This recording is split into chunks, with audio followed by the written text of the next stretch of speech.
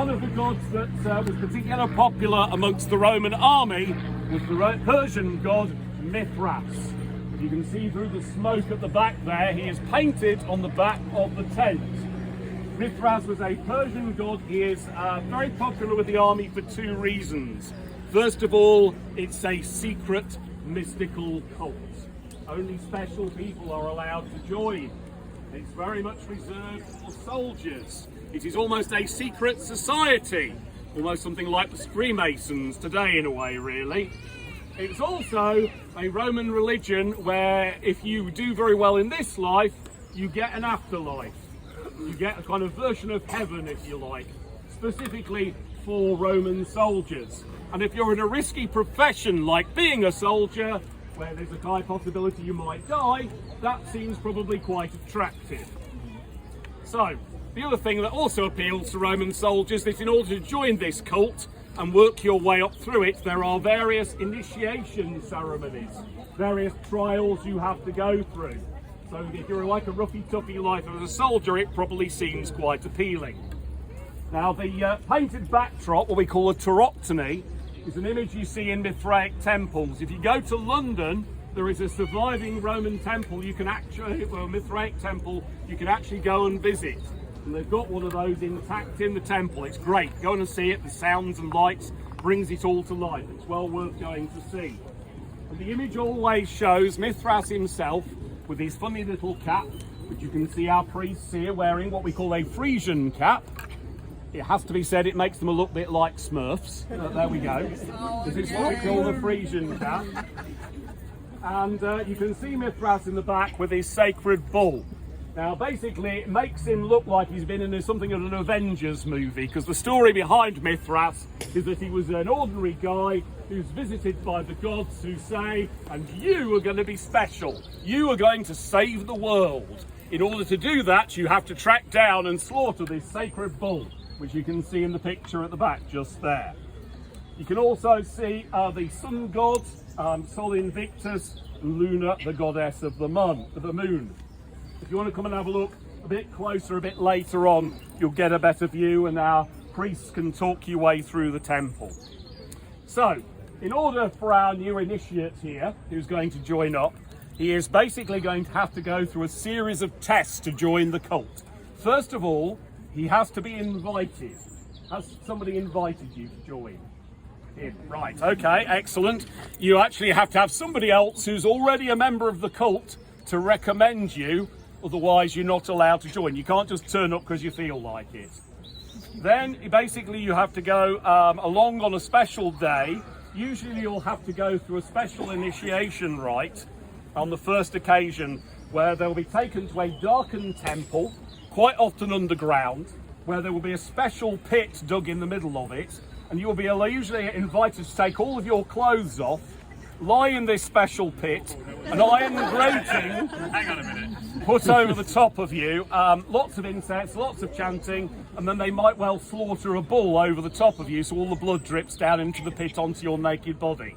The good news is, for health and safety reasons and for public decency, we're not going to do that today, all right? Which Jimmy's going to breathe a huge sigh of relief about, okay? Then they'll go off and have a big knees up afterwards. We will go assume that he has gone through all of this and he is now about to be brought in as the first grade of initiate, if you like. Now, because this is a secret society, this is all a bit best guess. This is what we assume happened. We're going to go through what we think a ritual might have been like, okay? So you'll see basically a member of the cult has been completed his probation period and is about to become a full member of the Brotherhood.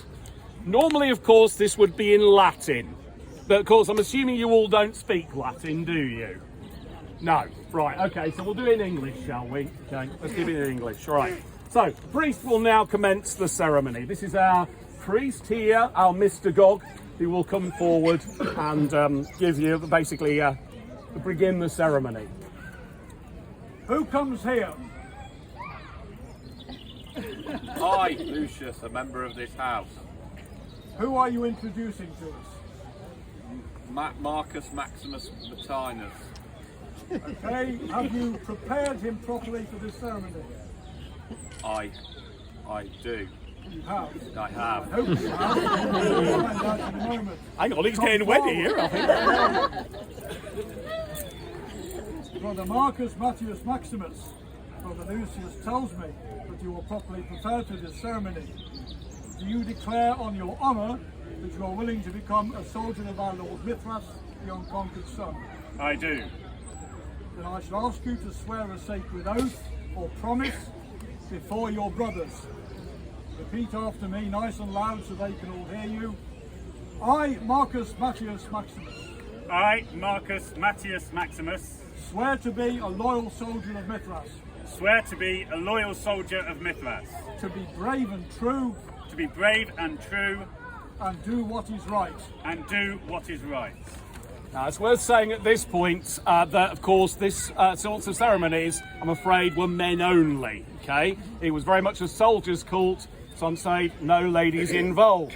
However, by special dispensation, and because we are a much more egalitarian society in the 21st century, by special dispensation we have a priestess of the goddess Luna, a key figure in the mythology, has been invited to take part today to purify this new initiate, and will now invite the priestess to bring in the sacred bull's blood. Marcus, you must now seal that oath that you just made by drinking the blood of our sacred bull. Inducat sanguinem sanctus.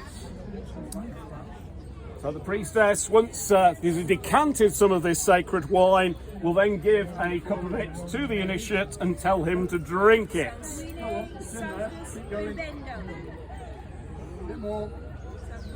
Sanctus bebendo. Okay. Lift it right up. There should be some wine in the bottom there. Oh, the wine's failed. This isn't good.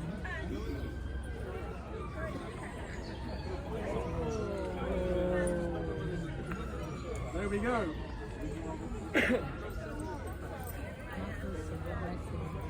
So the initiate has now got to drink this in one, so it is a hold down in one, and then place the cup on the altar. Okay. Sanguine sanctus bebendo. Sanguine sanctus bebendo.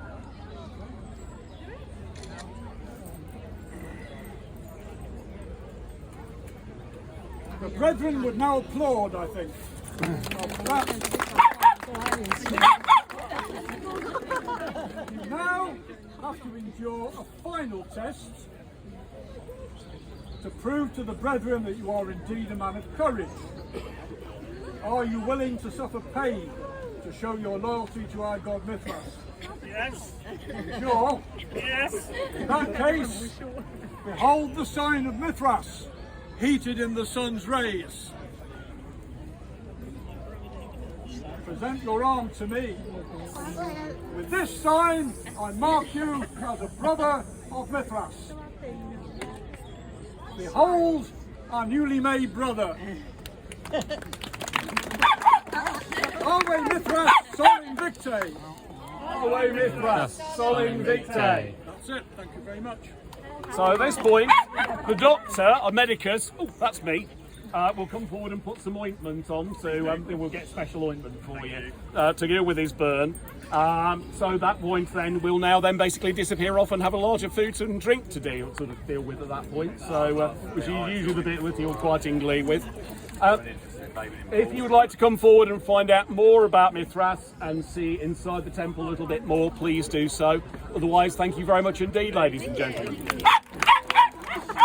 I think give a big round of applause to our initiates here.